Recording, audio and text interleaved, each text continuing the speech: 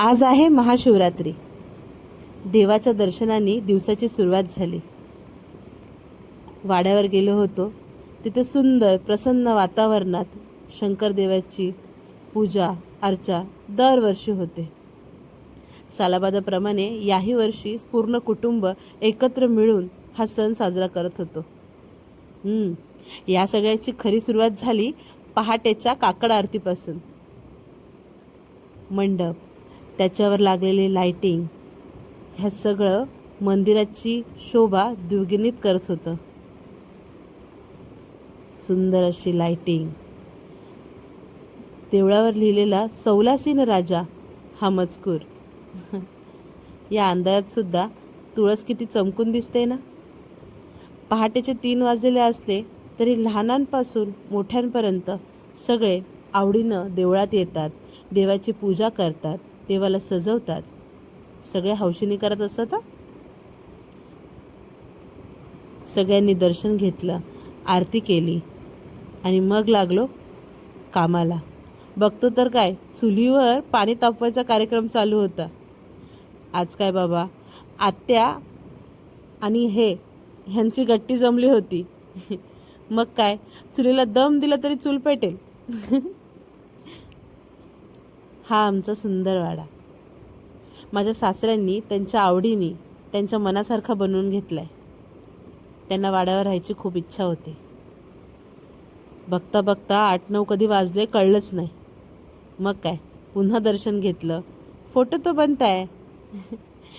ह्यांना अचानक सुचलं, अरे राब तर भुजलाच नाही. मग हे लागले कामाला. बघता बघता पाहुण्यांची रेहचल चालू झाली. स्वयंपाक राहिला म्हणून घाईघाईत स्वयंपाक बनवायला घेतला. तशी चवळीची भाजी चवदारच बनते. चुलीवर स्वयंपाक करायचा माझा हा पहिलाच अनुभव. पण छान मजा आली.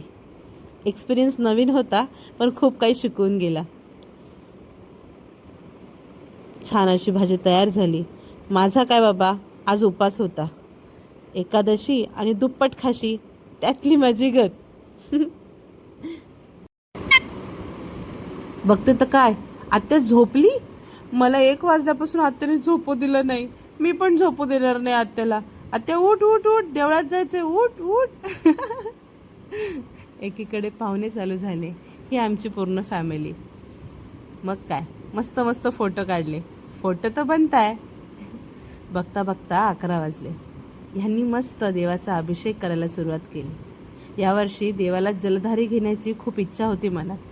मग काय, नवीन जलधारी, त्यातून पडणारा अभिषेकाच्या धारा, ह्यांनी देव सुंदर असा अभिषेक घालून झाला.